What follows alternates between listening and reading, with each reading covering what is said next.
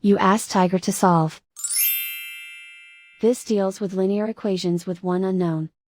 The final result is x equals -1. Let's solve it step by step. Simplify the expression. Group the coefficients.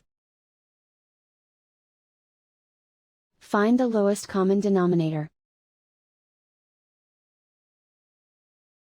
Multiply the denominators. Multiply the numerators. Combine the fractions. Combine the numerators. Isolate the x. Multiply both sides by inverse fraction 35 over -24. Move the negative sign from the denominator to the numerator. Group like terms. Multiply the coefficients. Simplify the arithmetic.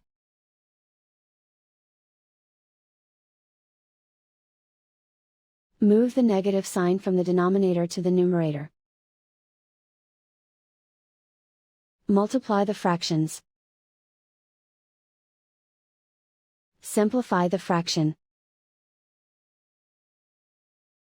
And so the final result is x equals -1.